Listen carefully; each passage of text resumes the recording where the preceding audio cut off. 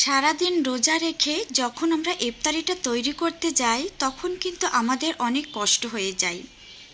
কিছু কিছু ফ্রোজেন ইফতারি যদি আমরা আগে থেকে রেডি করে ডিপ ফ্রিজে রেখে দিই তাহলে ইফতারি তৈরি করতে কিন্তু আমাদের অনেক ইজি হয়ে যায়। শুধু ভাজার আগে আধা ঘন্টা ফ্রিজ থেকে বের করে রেখে নিলেই হবে।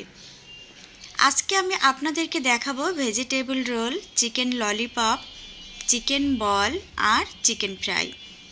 এই রেসিপিগুলো তৈরি করা কিন্তু অনেক সহজ।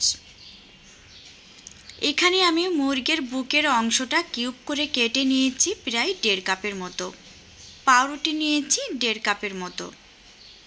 এখন একটা ব্লেন্ড জার নিয়েছি, কিউব করে কেটে রাখা মাংসগুলো এখানে ঢেলে দিব। পাউরুটিগুলোও এখানে ঢেলে দিব।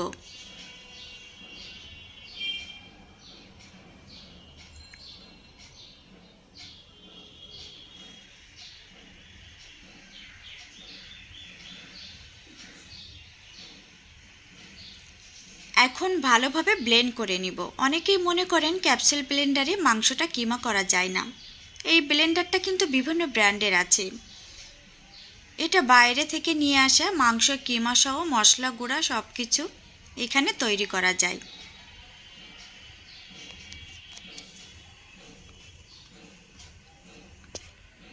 মাংসর কিমাটা আমার রেডি হয়ে গিয়েছে। এখন একটা প্লেটে নামিয়ে নিব।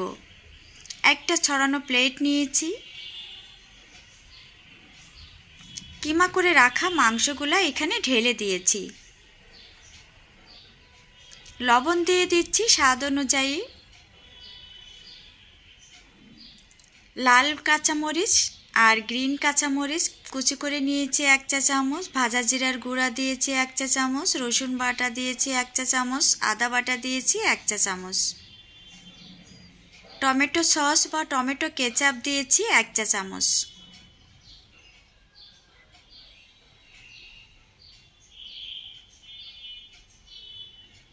কর্নফ্লাওয়ার দিয়েছি 1 টেবিল চামচ। এখন খুব ভালোভাবে মথে নিব।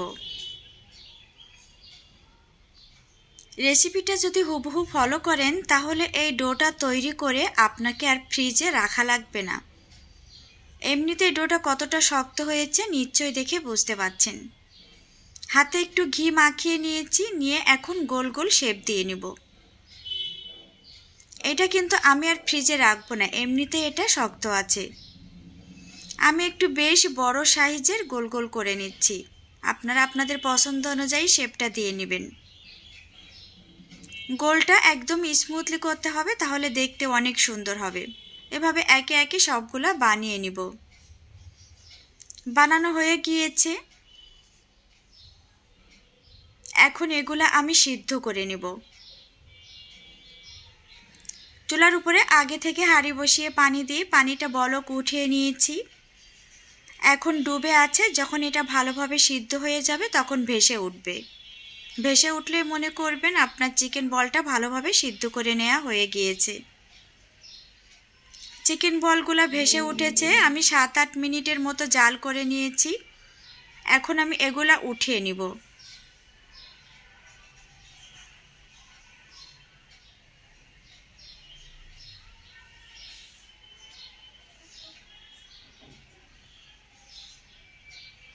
উঠিয়ে একটা ছড়ানো প্লেটে রেখে দিয়েছি। এগুলা যখন ভালোভাবে ঠান্ডা হয়ে যাবে তখন বাটি ভরে ডিপ ফ্রিজে রেখে দিব।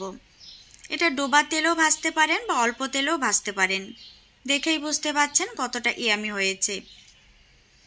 এখন আমি আপনাদেরকে আরেকটা রেসিপি শেয়ার করব। একটা মিক্সিং বল নিয়েছি, ময়দা নিব 1.5 কাপ।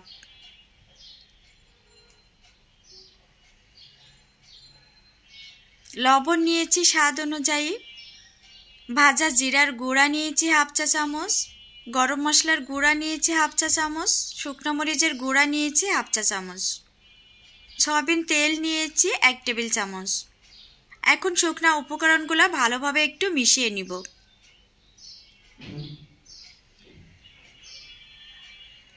এখন নর্মাল পানি দিয়ে একটা মিডিয়াম ডো তৈরি করে নিতে হবে। ডোটা খুব বেশি শক্ত করা যাবে না, আবার খুব বেশি নরম করা যাবে না। একটা মিডিয়াম ডো তৈরি করে নিতে হবে।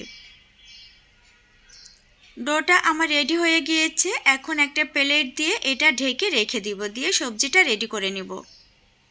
একটা ছড়ানো প্লেট নিয়েছি, পেঁয়াজ কলি নিয়েছি, সাদা ফুলকপি নিয়েছি, বাঁধাকপি কুচি নিয়েছি, সিম কুচি নিয়েছি, গাজর কুচি নিয়েছি, হলুদ ফুলকপি নিয়েছি, গ্রিন ক্যাপসিকাম নিয়েছি, ফ্রোজেন রেড ক্যাপসিকাম এভাবে কিউব করে কেটে নিয়েছি। এটা ফ্রোজেন করা ছিল আমার। সবজিটা আপনারা আপনাদের পছন্দ মতো নিয়ে নেবেন, যার যেটা পছন্দ। চুলার উপরে একটা হাঁড়ি বসিয়ে রান্না করা সাদা সয়াবিন তেল দিয়েছি, দিয়ে পেঁয়াজ কুচি দিয়েছি, একটু রসুন বাটা দিয়েছি, দিয়ে তেলে একদম ব্রাউন কালার করে ভেজে নিতে হবে। লবণ দিয়েছি একটু, দিয়ে হাই হিটে নাড়াচাড়া করে ব্রাউন কালার করে ভেজে নিয়েছি। এখন সবজিগুলো এখানে ঢেলে দিচ্ছি। এই সবজিটা আমি আগে থেকে ধুয়ে আপনাদেরকে দেখিয়ে দিয়েছি। এখন মিডিয়াম টু লো হিটে ঢাকনা দিয়ে ঢেকে সবজিটা সিদ্ধ করে নিব। এখানে কিন্তু কোনোভাবেই পানি অ্যাড করব না, কারণ সবজি থেকে যে পানিটা বের হবে সেই পানি দিয়ে সবজিটা ভালোভাবে সিদ্ধ হয়ে যাবে। একটু কাঁচামরিচ কুচি এখানে দিয়ে দিচ্ছি, দিয়ে আবার একটু ভালোভাবে মিশিয়ে ঢাকনা দিয়ে ঢেকে সবজিটা সিদ্ধ করে নিতে হবে।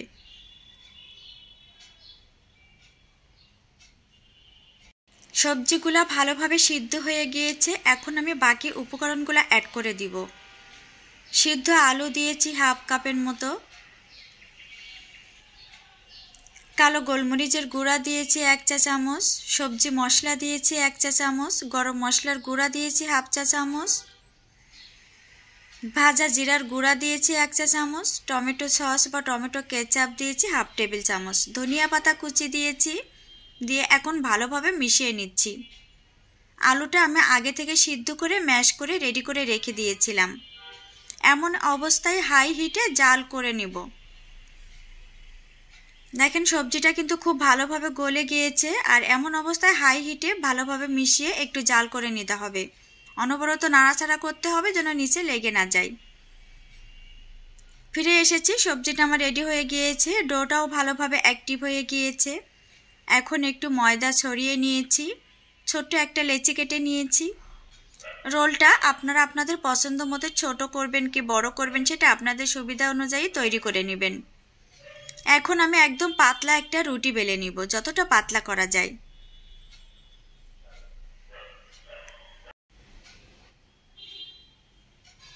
অনেক পাতলা করে বেলে নিতে হবে, কারণ এটা রোলের মতো পেঁচিয়ে আসবে, এমনিতেই অনেক মোটা হয়ে যাবে, যার কারণে রুটিটা অনেক পাতলা করে বেলে নিয়েছি। আগে থেকে রেডি করে রাখা সবজিটা এখানে দিয়ে দিচ্ছি। আপনারা রোলের মতো করে নিতে পারেন বা যে কোনো বিভিন্ন ধরনের শেপটাও কিন্তু দিয়ে দিতে পারেন। আপনারা আপনাদের পছন্দ অনুযায়ী এটা তৈরি করে নেবেন। এখন রোলের মতো ভাঁজ দিয়ে নিয়েছি, নিয়ে এভাবে একটু পেঁচিয়ে নিচ্ছি। একে একে সবগুলা বানিয়ে নিব। একে একে আমার সবগুলা বানিয়ে নেওয়া হয়ে গিয়েছে। 1.5 কাপ ময়দায় অনেক বড় সাইজের রোল প্রায় আমি 8 পিসের মতো এখানে করে নিয়েছি। এখন সেই ছড়ানো প্লেটে এখানে দিয়ে দিচ্ছি ব্রেড ক্রাম্বস। এই ব্রেড ক্রাম্বস আমার বাসায় তৈরি করা রেসিপি চ্যানেলে আছে, আপনারা দেখে নেবেন। এটা আমি বেশি বেশি করে তৈরি করে ডিপ ফ্রিজে রেখে দিই, একটুও নষ্ট হয় না, ফাঙ্গাস পড়ে না, খুব সুন্দর একদম পারফেক্টলি থাকে। ডিমের মিশ্রণটা আগে থেকে রেডি করে নিয়েছিলাম। এখানে আমি 2টা ডিম, একটু লবণ আর একটু কালো গোলমরিচের গুঁড়া দিয়ে ভালোভাবে মিশিয়ে নিয়েছি। এখন আমি রোলে এভাবে তৈরি করে নিচ্ছি।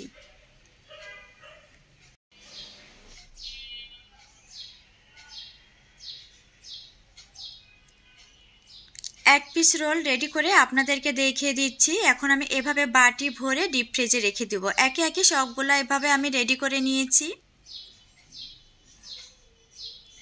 যদি একটা বাটিতে না ধরে উপরে একটা কাগজ দিয়ে তার উপরে আবার সাজিয়ে রাখবেন, তাহলে একটার সাথে একটা লেগে যাবে না। এখন আমি তৈরি করে দেখাবো chicken fry. Chicken fry leg পিসগুলো আমি আগে থেকে ভালোভাবে ধুয়ে পানি ঝরিয়ে এভাবে একটু কেটে নিয়েছি, যাতে মশলাগুলো ভালোভাবে যায়। আদা বাটা দিয়েছি, রসুন বাটা দিয়েছি, লাল মরিচ বাটা দিয়েছি হাফ টেবিল চামচ করে, লবণ দিয়েছি স্বাদ অনুযায়ী,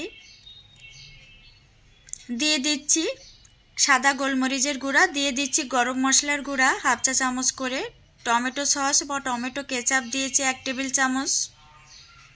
এখন ভালোভাবে মাংসটা ম্যারিনেট করে নিব।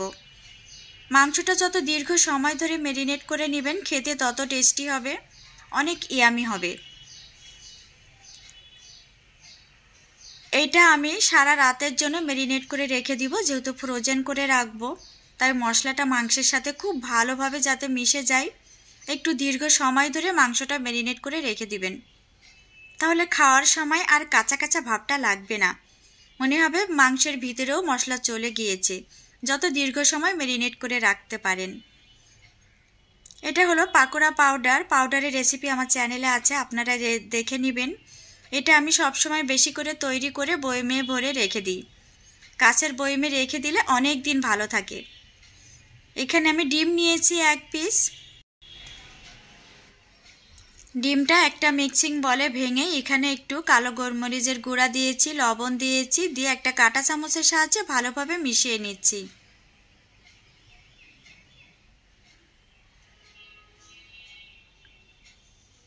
সারা রাত আমি মাংসটা এভাবে রেস্টে রেখে দিয়েছিলাম। এখন আমি চিকেন ফ্রাইটা রেডি করে নিচ্ছি।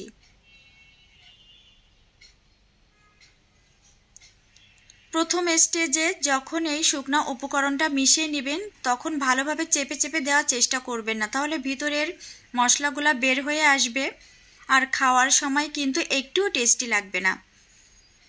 এভাবে আমি 2 বার করে ডিমে চুবিয়ে নিব আর শুকনো উপকরণে 2 বার করে মিশিয়ে নিব।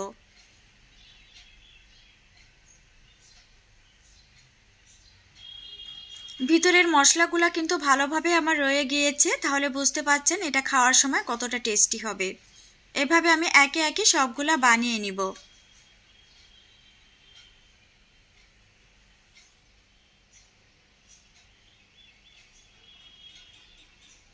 আমি একে একে সবগুলা তৈরি করে নিয়েছি। এটা ডিপ ফ্রিজে রেখে দিব, যখন ভাজবো আধা ঘন্টা আগে বের করে নিলেই আপনার রেডি হয়ে যাবে। এখন এভাবে একটা টিফিন বক্স নিয়েছি, বক্স নিয়ে এভাবে সাজিয়ে রেখে দিব। যদি চিকেনের পরিমাণটা বেশি হয়ে যায় উপরে একটা শক্ত পেপার দিবেন, পেপার দিয়ে একটার পর একটা সাজিয়ে রাখলে আর একটার সাথে একটা লেগে যাবে না।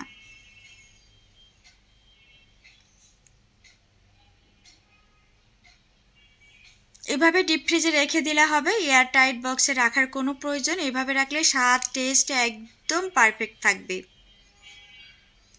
এখন একটা ব্লেন্ড জার নিয়েছি, এখানে মুরগির বুকের অংশ নিয়েছি 1 কাপ, এভাবে কিউব করে কেটে নিয়েছি, নিয়ে মাংসটা এখানে ঢেলে দিচ্ছি। মাংসটা খুব ভালোভাবে ধুয়ে কিউব করে কেটে একদম ভালোভাবে পানি ঝরিয়ে নিতে হবে। এখানে যে গোল পাউরুটিগুলো আছে ওই গোল পাউরুটি দিয়েছি 1 পিস, দিয়ে এখন মাংসের কিমাটা রেডি করে নেব।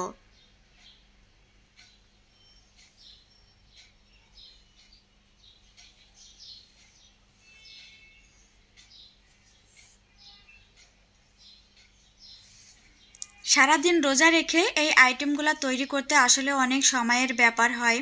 এগুলা যদি আগে থেকে রেডি থাকে তাহলে কিন্তু ইফতারিতে অনেক মজা করে খাওয়া যায়। মাংসের কিমাটা আমার রেডি হয়ে গিয়েছে, আমি একটু হাত দিয়ে আপনাদেরকে দেখিয়ে দিব কতটা স্মুথলি কিমা হয়েছে। এখন এই কিমাটা একটা ছড়ানো প্লেটে নামিয়ে নিব। একটা মিক্সিং বলে নামিয়ে নিয়েছি। সিদ্ধ করা আলু দিয়েছি প্রায় পৌনে 1 কাপ, ধনিয়া পাতা কুচি দিয়েছি হাফ কাপ, পুদিনা পাতা কুচি দিয়েছি 1 চা চামচ, চিলি ফ্লেক্স দিয়েছি 1 চা চামচ, লবণ দিয়েছি স্বাদ অনুযায়ী, ভাজা জিরার গুঁড়া দিয়েছি হাফ চা চামচ, গরম মশলার গুঁড়া দিয়েছি হাফ চা চামচ, কালো গোলমরিচের গুঁড়া দিয়েছি 1 চা চামচ, টমেটো কেচাপ দিয়েছি 1 চা চামচ, ডিমের কুসুম দিয়েছি 1 পিস। এখন এই উপকরণগুলো খুব ভালোভাবে মিশিয়ে একটা ডো তৈরি করে নিতে হবে।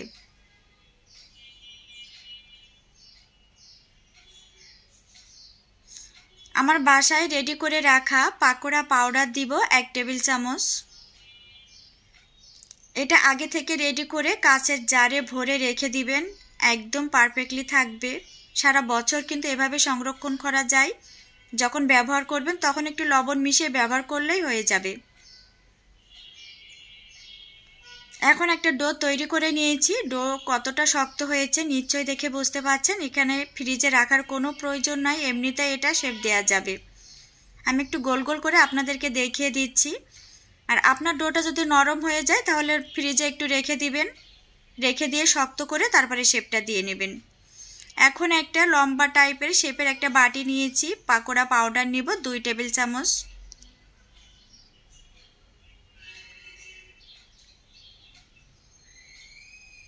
এই পাকোড়া পাউডারে কিন্তু সব ধরনের মশলা মাখানো আছে, শুধু লবণ ছাড়া। এখন নর্মাল পানি দিয়ে একটা ব্যাটার তৈরি করে নিব। লবণ দিয়ে দিয়েছি স্বাদ অনুযায়ী। আমরা চপ পেঁয়াজ তৈরি করার সময় যেমন ব্যাটারটা তৈরি করি, এখানে ব্যাটারের কনসিস্টেন্সিটা ঠিক তেমনটাই হবে।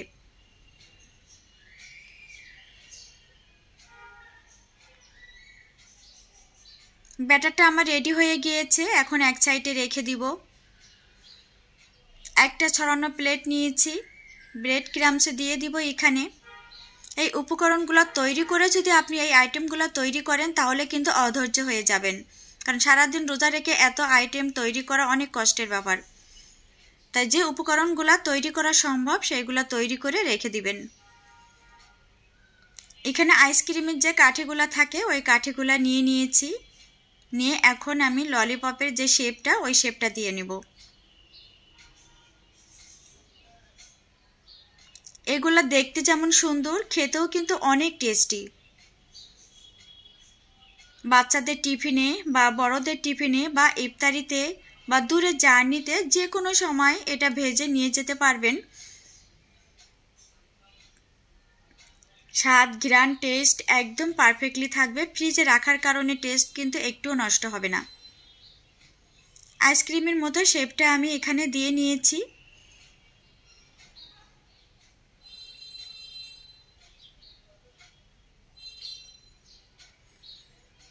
এভাবে ললিপপের মতো তৈরি করে নিতে পারেন বা চিকেন ডোনাটও তৈরি করতে পারেন। আপনারা আপনাদের পছন্দ মতো যে কোনো ধরনের শেপটা এখানে দিয়ে নিতে পারেন।